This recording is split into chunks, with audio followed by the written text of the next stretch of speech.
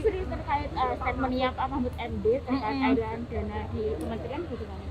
Iya, tadi saya juga berkomunikasi sama Pak Mahfud dan Pak Ivan ya dari PPATK. Pertama surat itu baru saya terima tadi pagi, tapi karena saya sedang terbang ke sini jadi saya belum lihat suratnya. Tapi saya sudah scan. Jadi pada dasarnya begini, ada setiap tahun PPATK itu mengirimkan informasi kepada kita mengenai transaksi yang disebut material. Dari 2009 sampai dengan 2022 atau 23 ini ya, itu ada 196 surat yang disampaikan. Sebagian yang sudah kita sampaikan follow up yang dilakukan oleh Inspektorat Jenderal, kita juga sampaikan di situ ada yang dilakukan eksaminasi, ada yang memang kalau kasusnya memang terbukti maka dilakukan hukuman disiplin, ada yang sudah dicopot atau dikeluarkan, itu semuanya ada statusnya. Menurut Pak Ivan masih ada 70 yang kita perlu untuk memberikan keterangan tambahan, kita akan sampaikan. Jadi saya sampai hari ini karena baru menerima suratnya tadi pagi, jadi saya belum melihat angkanya ya.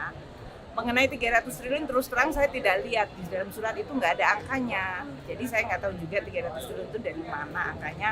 Nanti saya akan kalau kembali lagi ke Jakarta, saya akan bicara lagi dengan Pak Mahfud dan juga Pak Ivan, angkanya itu dari mana. Sehingga saya juga bisa punya informasi yang sama dengan Anda semuanya, media dan masyarakat. Tentu saya tanya kepada Pak Ivan, cara menghitungnya gimana, datanya seperti apa.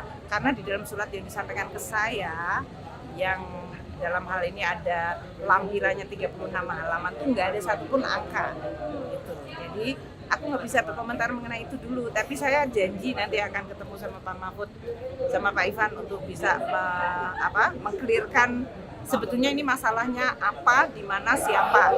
Dan saya berjanji akan sama Pak Mahfud, ayo Pak Mahfud, aku dibantuin, aku senang dibantuin. Kita mau bersihin, kita bersihin.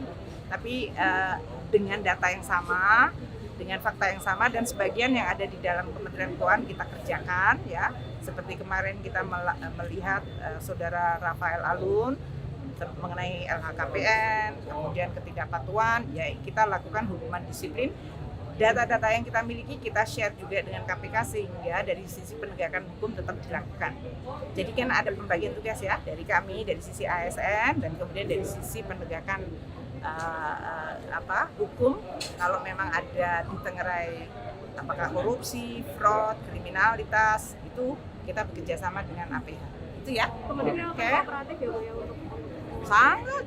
Bahkan kita undang, makanya saya bilang Pak Mahfud ayo ikut deh, bantuin kita, PPATK juga. Jangan lupa subscribe ya.